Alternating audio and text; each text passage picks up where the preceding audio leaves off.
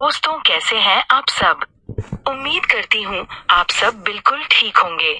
आज की कहानी शुरू होती है गुलाब सिंह जी के घर से, जहाँ माहौल पहले से ही कुछ तनावपूर्ण था।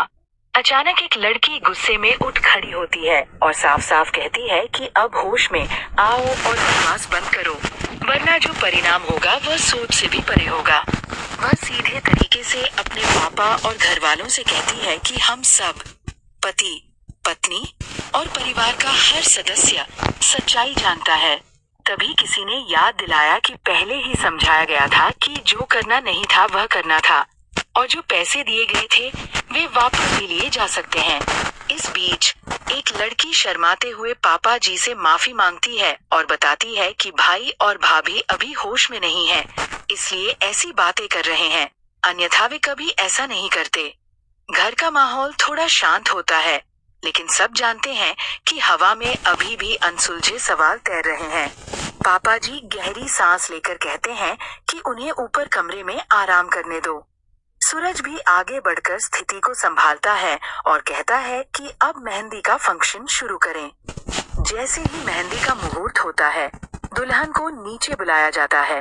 दादी नाराजगी से कहती हैं कि समय हो गया है, लेकिन दुल्हन के मन में एक डर बैठा है कि अगर पापा जी को पता चल गया कि कुछ सच्चाई छुपाई जा रही है, खासकर मोनिका जी के साथ बच्चे की अदला बदली की बात, तो इसका अंजाम बेहद खतरनाक हो सकता है।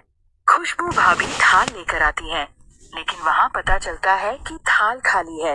लड़की कहती है कि वह मंदिर में जाकर ये मेहंदी चढ़ाने गई थी, क्योंकि परंपरा के अनुसार पहले कान्हा जी को ही मेहंदी चढ़ती है, ताकि घर में बरकत बनी रहे। दादी थाल पकड़कर सबको मेहंदी लगाने की अनुमति देती हैं। तभी दुल्हन कहती है कि वह सबसे पहले अपने पापा की होने वाली दुल्हन के हाथों पर मेहंदी लगाएगी। महफिल में धीरे धीरे सभी शामिल होते हैं। मेहंदी लगाते समय नाम का पहला अक्षर पूछा जाता है, लेकिन लड़का झल्ला कर कहता है कि दुल्हन के हाथ पर सिर्फ उसका नाम लिखा जाएगा। दादी इतनी पास खड़ी होती हैं कि कोई भी बात करने का मौका नहीं पाता। तभी दुल्हन चोरी छुपे पल्लू में अपना नंबर रख देती है और सोचती है कि शायद वह उसे जरूर कॉल करेगी। माहौल में हल्की हंसी और चर्चा होती है, और कुछ लोग सोचते हैं कि लड़का कभी नहीं सुधरेगा। संगीत की धीमी धुन वातावरण को और रोमांचक बना देती है। तू कहाँ, मैं कहाँ, अजब है कहानी, गजब है फसाना।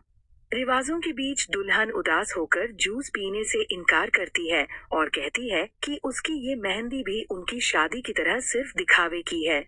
किसी को विश्वास नहीं होता कि जब वे दोनों खुश थे, तो अचानक उनके बीच इतनी ठंडक और चुप्पी कैसे आ गई। सबकी निगाहें एक दूसरे की ओर टिक जाती हैं। माहौल में सन्नाटा छा जाता है, लेकिन भीतर कहीं एक अनकही कहानी धीरे धीरे उभरती है। ये पहली झलक है, लेकिन जल्द ही जो घट